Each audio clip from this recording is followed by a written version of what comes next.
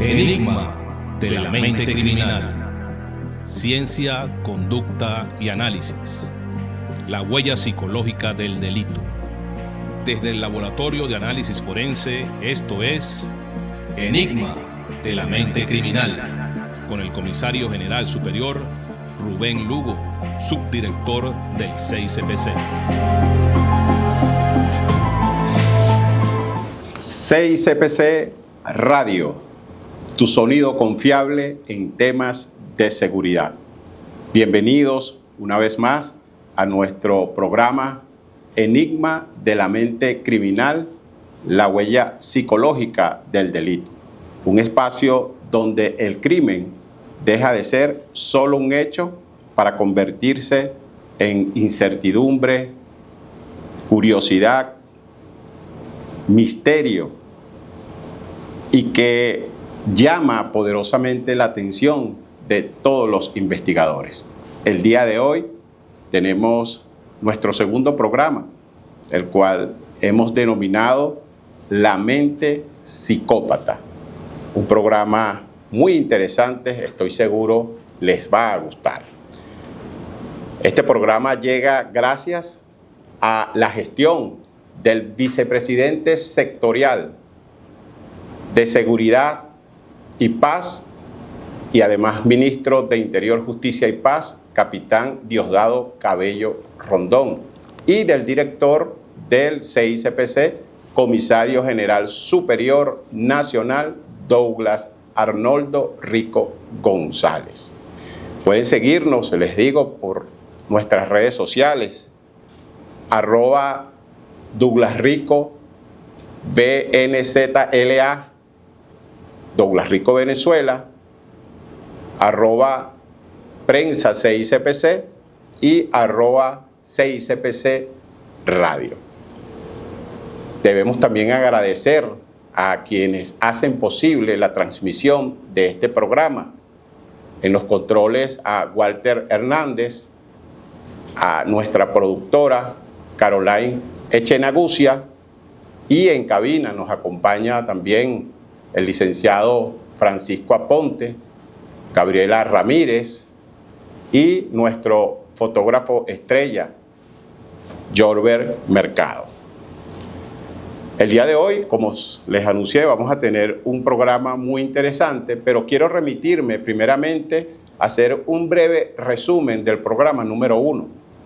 Hablábamos sobre un interrogante que se plantean por décadas los investigadores del crimen. Y me refiero a qué pasa por la mente de los criminales que perpetran delitos, cómo descifrar. Hacíamos una referencia que solo no se producen evidencias físicas, digitales o documentales durante la ejecución de un hecho delictivo, sino que tras el crimen se encuentran también ocultas otras evidencias psicológicas.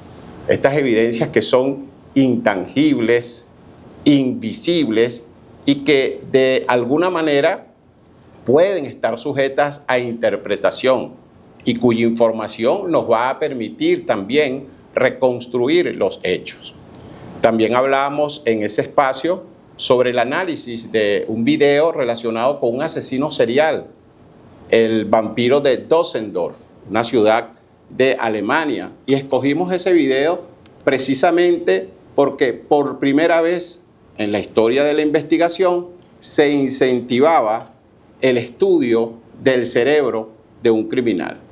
En esa oportunidad, los especialistas en la materia trataron de verificar, de analizar si en el cerebro de este criminal llamado Peter Kunter existía alguna alteración biológica o neurológica que pudiera aportar información.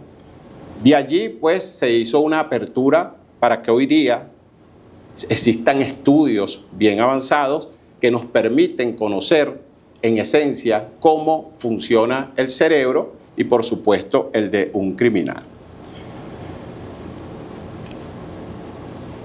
El día de hoy presentamos, como les dije, un tema bien interesante, nuestro segundo episodio, la mente del psicópata. Y para sumergirnos con profundidad en este tema tan interesante, les anuncio que tengo una invitada de lujo. Ella es una profesional, psicóloga, especialista, por supuesto, psicóloga clínica, psicólogo forense. Además de esto, tiene estudios superiores en un área poco explorada como es la suicidología. Y lo más importante es que es cofundadora y miembro del Centro de Perfilación Criminal Forense. Se trata de la doctora Dayana María Silva. Bienvenida, doctora, a este programa. Gracias, comisario. Muchas gracias por esta invitación y por este espacio y para este tema tan interesante. Creo que nos vamos a quedar cortos en esta ocasión para ahondar quizás en el diagnóstico o en el título que más llama la atención cuando hablamos de mente criminal, que es precisamente la psicopatía. Bueno, Dayana, fíjate, el día de hoy vamos a hacer un análisis profundo de 3 materiales videográficos. Quiero que lo observemos, los vamos a compartir y en base al contenido vamos a hacer una breve descripción y desde tu ámbito de tus competencias y de tu área de conocimiento para que nos expliques un poco a nosotros y al pueblo que nos ve y que nos escucha estos temas que, a pesar de que se tratan de crímenes horrendos, perversos, pero pues llaman poderosamente la atención. Y el producto final de todo esto es conocer, aprender para en el futuro prevenir. Yo los voy a invitar, que tenemos un primer video. Este video queremos que lo observen para analizarlo. Se trata de un asesino serial, un agresor sexual serial que está detenido en una prisión y es abordado por un artista muy famoso, por Morgan Freeman. Le hace una entrevista con un especialista, con un psicólogo, y de allí pues surgen algunos temas bien interesantes, cómo él confiesa sus crímenes que cometió y cómo se comporta ante la entrevista, para que tú nos des tu percepción sobre esta situación que vive este recluso. Excelente, vamos a verlo. Voy a ir a una prisión de máxima seguridad para conocer a un hombre que podrían llamar la encarnación del mal. Kent, ¿te has encontrado alguna vez cara a cara con el mal? He conocido a gente que ha hecho cosas muy malas. El neurólogo Dr. Kent Kill está intentando localizar el origen del mal dentro de los cerebros de asesinos psicópatas. Quería tratar de entender por qué la gente hace cosas muy malas y cómo ayudar a prevenirlo algún día. Gracias. Estoy a punto de conocer a uno de los sujetos más conocidos del Dr. Kill. Él cumple una sentencia de por vida. Su abogado me dice que este hombre violó a más de 2 docenas de mujeres y asesinó a 3.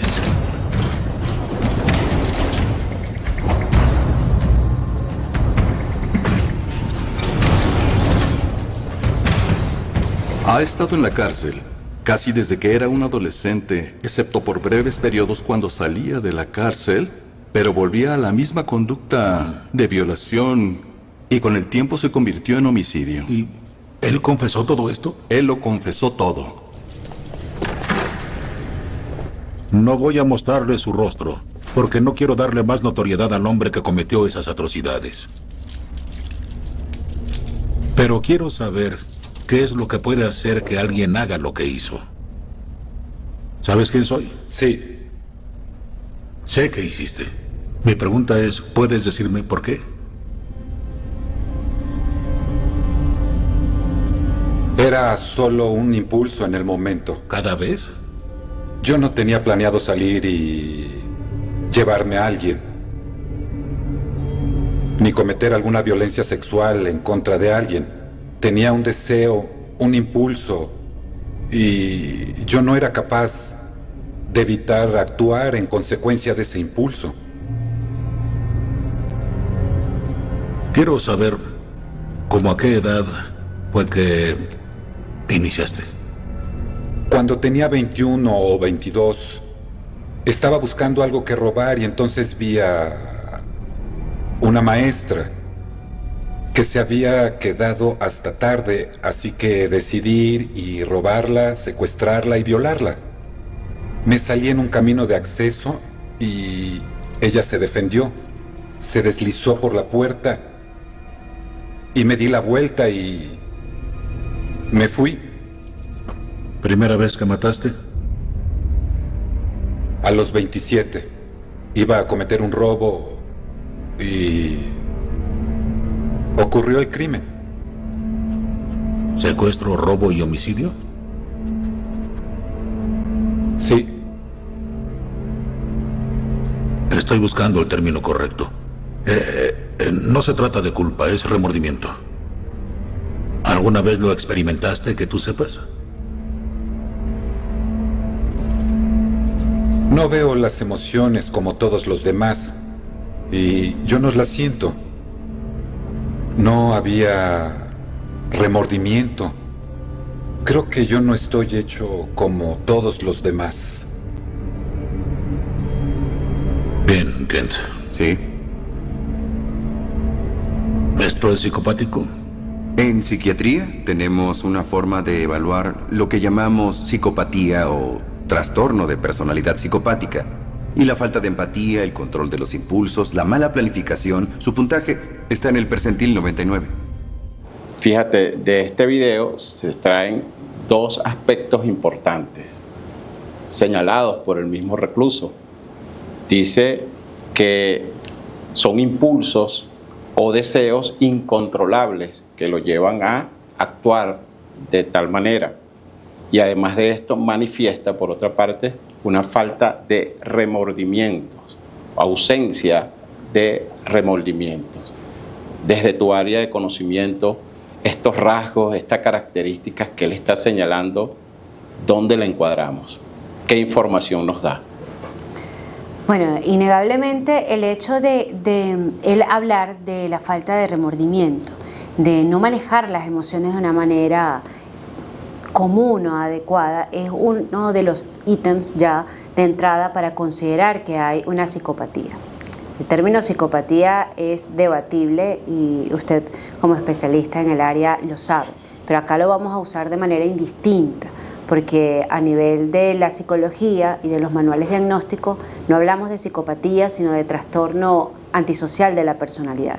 Pero la dificultad, la falta de empatía y la dificultad para sentir o gestionar las emociones habituales o normales, gestionarlas igual que el común de la población, es ya un ítem importante para considerar el trastorno de personalidad antisocial o la psicopatía en este caso. Se dice, para todos ustedes que nos escuchan, porque hay todo un debate con respecto a este término, que todo psicópata es antisocial, pero no todo antisocial es psicópata. Esto yo creo que es materia para otro espacio, pero se los dejo por allí para generar ya la curiosidad en el tema. Sí, fíjate que en todos los lugares donde vamos y damos ponencias, conferencias, siempre surge esa pregunta. ¿Cuál es la diferencia entre el psicópata y el sociópata? Así es. Fíjate, Dayana, vamos a ver la segunda parte de ese video, que también es muy interesante, y allí lo vamos a enlazar, a conectar con el video que en este programa se analizó en la primera parte del programa. Adelante, el video. ¿Qué hace a una persona mala? Kent ha escaneado el cerebro de 800 delincuentes psicópatas. Este prisionero es el caso más extremoso que él haya visto. Esta es una resonancia magnética estándar. Se ve bastante normal a través de la resonancia. Pero lo que hicimos es cuantificar las diferentes áreas de su cerebro e intentar entender qué tan densas son, qué tan fuertes básicamente. Esta área de la corteza frontal orbital es muy importante para la formación de la personalidad, para controlar los impulsos, para regular la conducta. Estas 3 barras de aquí son de un preso promedio. Estos son otros individuos que llamamos psicópatas en la barra roja, y puedes ver que él está muy reducido. Realmente tiene un cerebro diferente, así que en verdad encaja en el percentil 99. Él es 1 en 1.000.000, de hecho. ¿1 en 1.000.000? Es muy raro, sí. ¿Has estado en prisión ya por... ¿qué? ¿30 años? Sí. Mucho tiempo. Si dijera que yo puedo sacarte de aquí, ¿desearías salir? Quisiera salir, pero ya que cometí esos crímenes, aún tengo esa incapacidad. La sociedad no estaría a salvo. Yo no tengo el mismo control que usted tiene, o que las demás personas tienen.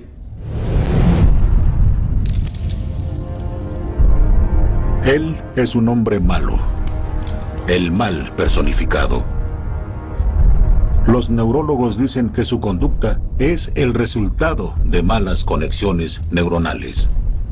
Fíjense que el estudio lo realiza un neurólogo que acompaña al periodista, no un psicólogo. Los psicólogos lo habían evaluado con anterioridad. Pero de este video hay dos puntos esenciales. Uno es qué información puede aportar la estructura cerebral en la comprensión de la conducta criminal. Súper interesante este punto, porque es similar a la discusión del huevo y la gallina, ¿quién fue primero? Hay comentarios que dicen que el psicópata nace y otras posturas que el psicópata se hace. Innegablemente, el cerebro psicópata, por llamarlo de alguna manera, tiene una estructura particular. Esto de la corteza orbitofrontal, para todos los que nos ven, es esta parte justo encima de la órbita del ojo, ¿ok? Digamos, en nuestro modelo sería como este espacio sobre el ojo, ahí está la corteza orbitofrontal. Y junto con otras partes del lóbulo frontal están todas estas zonas que nos permiten ser humanos, es decir, controlarnos, inhibir conductas, dar soluciones a los conflictos. Todo está resumido en el lóbulo frontal y en la parte más prefrontal del lóbulo. Pero es interesante porque esto que se plantea es una posición, lo que plantea el video, es una posición muy biologicista. Y de hecho ya hay una diatriba interesante que se armó en el 2005 con el psiquiatra y neuropsicólogo James Fallon, es un investigador canadiense. Él descubrió a través de sus estudios que él mismo tenía un cerebro psicópata. Él hizo un estudio de doble ciego y cuando vio la resonancia, que era mucho más llamativa porque tenía un daño importante, resulta que era su propia resonancia. Entonces surgió la discusión, como que el científico era el más psicópata de todos los que estaba estudiando. James Fallon, pueden buscarlo porque está ampliamente reportado. Y entonces surge acá el hecho de que sí, la estructura cerebral y neurocognitiva da el pie, da la base para una serie de comportamientos, pero el ambiente tiene el espacio, el ambiente tiene un efecto importante en cómo se manifiesta y hasta dónde se manifiesta la conducta. Este científico, James Fallon, dice, por ejemplo, que él tiene menos empatía que otros, pero no ha llegado a transgredir la norma. Entonces es súper interesante, un poco para hacerles la respuesta bien puntual. Sí, el cerebro psicópata tiene diferencias anatómicas y fisiológicas, pero la dimensión y la forma en cómo se va a manifestar el comportamiento está matizada por el ambiente donde esta persona crece y se desarrolla. Con este caso que estamos viendo en el video, fíjense que este individuo ha tenido la mayor parte de su vida en una cárcel, ha estado recluido. Entonces esto ha reforzado lo que ya biológicamente está predispuesto. A diferencia de este investigador, James Fallon, que se los menciono, donde su vida le dio otros factores que permitió dosificar el impacto de la predisposición biológica. Perfecto. Fíjate, otro punto importante, el propio agresor o el propio recluso afirma que de ser puesto en libertad, la sociedad correría peligro, no estaría a salvo. ¿Qué nos puedes decir con Eso es respecto a eso? muy curioso, y disculpe que lo haya interrumpido. Muy curioso porque para los que conocen un poco de mi ejercicio profesional y para los que no, saben que soy analista del discurso y es inevitable separarme de ello. Y además no hay que ser muy ducho en el área para saber que un buen psicópata busca manipular y para ello da la respuesta socialmente deseable. Esto es una respuesta súper deseable. Si a él le dan la oportunidad de escaparse, se va a escapar. Porque precisamente el hecho de no tener remordimiento, de no manejar la empatía, no le importa si la sociedad está en peligro con él o no. Entonces esto es una respuesta social, lo que en psicología se llama una respuesta socialmente deseable. Él está diciendo lo que nosotros queremos escuchar. Fíjate, Dayana, en esta misma línea existen estudios científicos sobre la psicopatía. Uno de los grandes y más influyentes es el psicólogo canadiense Robert Hart. Él hizo un estudio bien interesante que nos permite conocer un poco las características, los rasgos de los psicópatas. Y él crea una planilla llamada PCR, o un instrumento, digámoslo así, PCLR, ¿ok? Que es una lista de verificación revisada, eso es lo que significa. Y que se trata de una herramienta estándar internacional para diagnosticar psicópatas y evaluar riesgos de violencia de estas personas que padecen de esta condición, como lo llamaste anteriormente, un trastorno antisocial de la personalidad, porque el término psicópata no se encuentra en los manuales internacionales como un diagnóstico. ¿Es así? Es así. El término desde la psicología, en la criminología es más usado, también desde la psicología se utiliza. Sin embargo, no tenemos la opción con los manuales diagnósticos que están ahorita en vigencia, el DSM-5 y la CIE-11, no hay la opción de diagnosticar psicopatía. Lo más cercano en diagnóstico es un trastorno antisocial de la personalidad. Aunque Robert Hart efectivamente acciona o utiliza el término ampliamente. Fíjate que en sus estudios él señala que el 1% de la población mundial puede tener ciertos rasgos, características, es decir, que cualquiera de nosotros, los que nos rodean, nuestros familiares, al menos un rasgo, ciertas características de psicopatía sin que seamos psicópatas. Sí, propiamente, porque fíjese, los trastornos de personalidad son estructuras inamovibles, rígidas. El trastorno de personalidad es como el extremo de rigidez de una serie de rasgos. Todos tenemos rasgos de diferentes patologías, porque los rasgos somos un compendio de ellos, de rasgos. Por ello podemos tener elementos que se aproximen a la psicopatía, como podemos tener elementos que se aproximen a otros trastornos. Ustedes me han escuchado decir que yo tengo algunos rasgos de TDAH, soy algo distraída, por ejemplo. Creo que no tengo el diagnóstico completo, pero sí efectivamente tengo algún rasgo, porque tener un rasgo no te encasilla o no te lleva a manifestar el trastorno. Un trastorno, le repito, es una estructura rígida e inamovible de lo que estemos hablando, en este caso es antisocial, es decir, transgredir las normas y muy atado a la violencia. Estamos en Enigma de la mente criminal, la huella psicológica del delito, a través de CICPC Radio, tu sonido confiable en temas de seguridad. Hablamos del tema de los psicópatas y también hay un mito, es un mito o realidad. Todos los asesinos seriales son psicópatas. Interesante.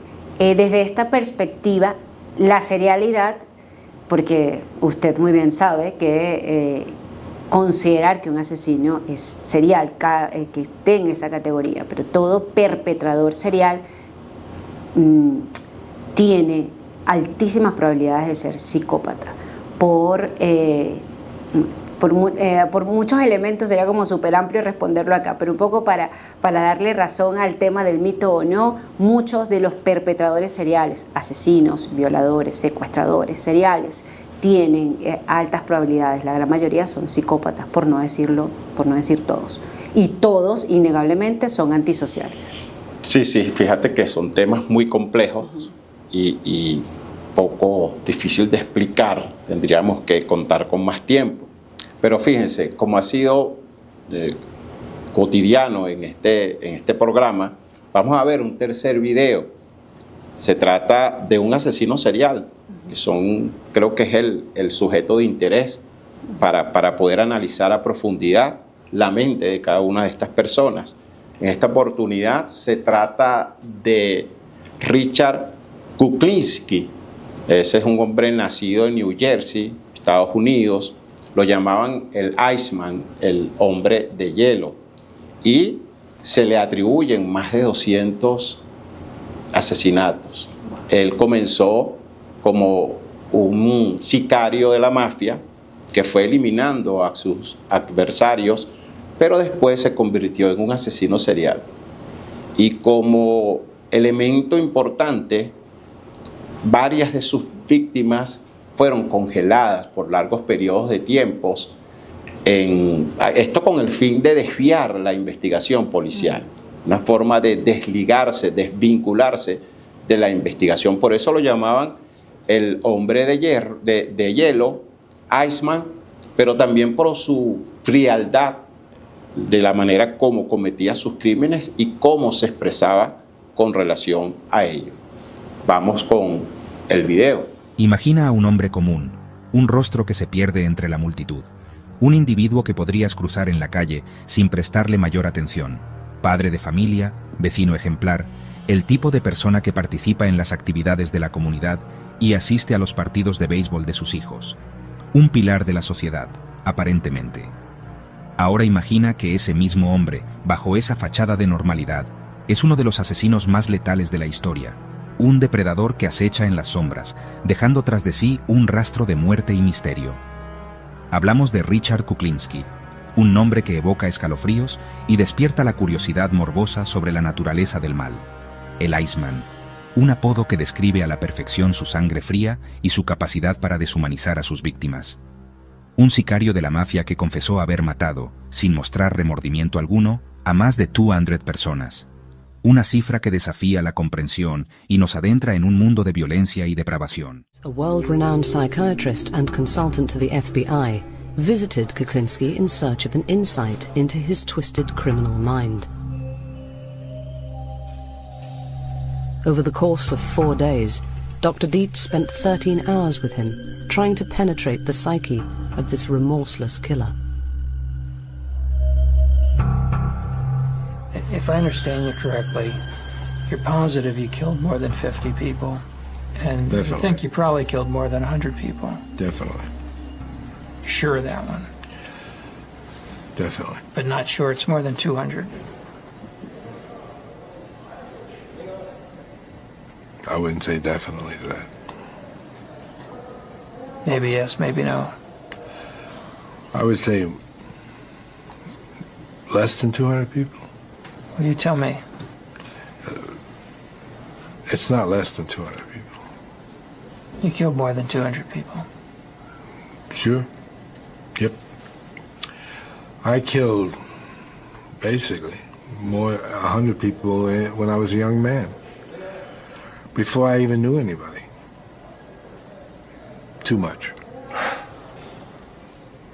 One part of my life, I killed people for nothing. Just for somebody to look at me wrong, I would kill them.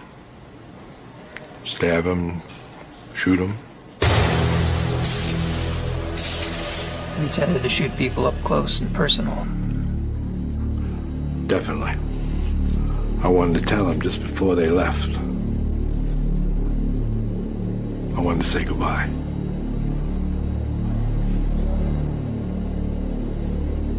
Did you like to look them in the eye? I wanted them looking straight at me. This was a long way away. The distance we are now. We were closer. What did you want him to think as they died? Just see my pretty face. I take it to them. But the last thing they ever saw was me. And if they carry that glimpse to eternity, infinity, or whatever it is, they're going to be thinking of me all that time.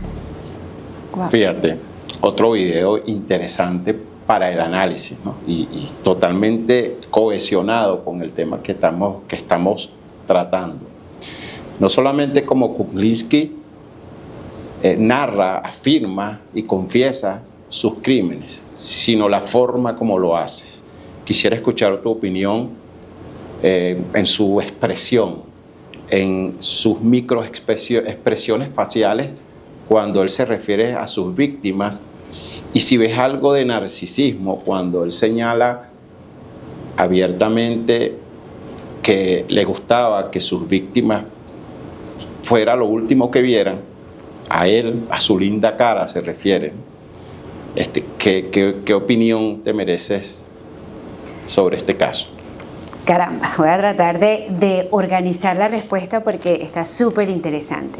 Primero, de todo lo que hemos visto, este video muestra claramente a un psicópata.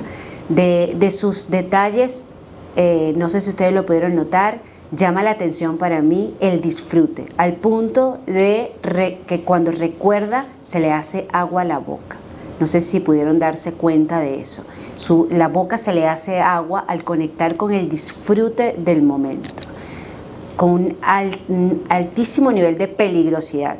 Se nota en cómo, de una manera muy mínima, pero se encima hacia el investigador, el que está allí con él, cuando le dice que la distancia que los separan es larga. O sea, es una persona muy peligrosa, todo su cuerpo lo indica, ¿no? Con respecto al narcisismo, toca y cerro mi intervención anterior con el hecho de que este solo video muestra claramente, condensa, da la clase de lo que es un psicópata. La frialdad, el disfrute, la cosificación del individuo. El individuo es nada, solo un objeto para su disfrute. Estos minutos nos muestra claramente un psicópata de libro, lo que uno suele decir, ¿no? Con respecto al narcisismo y a la psicopatía, toca usted un punto de diatriba. Dentro de los manuales diagnósticos, el trastorno de personalidad narcisista y el trastorno antisocial de personalidad, que recuerdo es lo único que nos permite los manuales diagnosticar, están en algo que se llama el clúster B. El clúster B es un espacio donde hay etiquetas o hay clústeres, hay clasificaciones divididas más para el uso clínico. Pero de alguna manera todos se conectan. En el clúster B tenemos a los paranoides, a los narcisistas, a las personas border o con un trastorno límite de personalidad y a los antisociales. Todos estos diagnósticos se parecen. Realmente a veces es complicado diferenciarlos en la clínica. ¿Qué quiero decirle de una manera sencilla a todos ustedes y a usted, comisario? El hecho de que haya un elemento narcisista es que están en el mismo grupo. Siempre, casi siempre, vamos a ver en un psicópata, en un antisocial, vamos a ver un elemento narcisista, así como vamos a ver un elemento paranoide. Cuando hacemos el diagnóstico, lo que validamos y nos paseamos es en la frecuencia, la intensidad y el número de signos que hay, y la forma como se manifiestan. Pero que haya un elemento narcisista es propio del clúster, es propio de la dinámica psíquica, palabra que me van a escuchar muchísimo, pero es propio de la dinámica psíquica de estos diagnósticos que colindan con la violencia, con la maldad, con el atropellar al otro. Entonces sí, hay mucho de narcisismo, que si nos vamos mucho más profundo, lo que hay es un vacío enorme, pero esto es materia para otro momento. Pero sí, hay narcisismo, es propio de este clúster B donde están los malos, como dicen mucho en la psicología. Y les repito, este video y este caso muestra en pocos minutos lo que es un psicópata de libro. Creo que nos vamos a quedar corto este programa tan productivo, tan nutritivo, tan lleno de conocimientos. Y bueno, Dayana, ya para irnos despidiendo, quisiera que nos dejaras algunas reflexiones sobre el tema que hemos tratado hoy y su impacto en la prevención. Gracias por esta pregunta, comisario, porque me enlaza con algo que estaba pensando justo cuando hablábamos de Robert Hare. Robert Hare ha estudiado muchísimo la psicopatía, pero es importante para todos nosotros, para todos ustedes que nos escuchan, que nos miran, entender que aunque hay elementos comunes, también hay elementos sociales. El psicópata venezolano no es igual al psicópata americano, tiene diferentes maneras de comportarse, de actuar, y por ello surgen nuevos términos como el psicópata integrado, que Vicente Garrido ha venido trabajando al respecto. Personas que parecen normales, y hago las comillas porque no es el mejor término, pero personas que están muy bien ajustadas, pero que en el fondo tienen estos elementos. ¿Cuál es el llamado? El llamado es que tengamos cuidado con aquellas personas que tienen la tendencia a la manipulación, que tienen la tendencia a la violencia. La violencia nunca se justifica. Aquella persona que tiene la dificultad para no relacionarse o para limitar las expresiones de ira, de violencia, ya definitivamente es un llamado. Es complicado identificar a un psicópata como tal porque son maestros camuflándose, y más en las culturas latinas.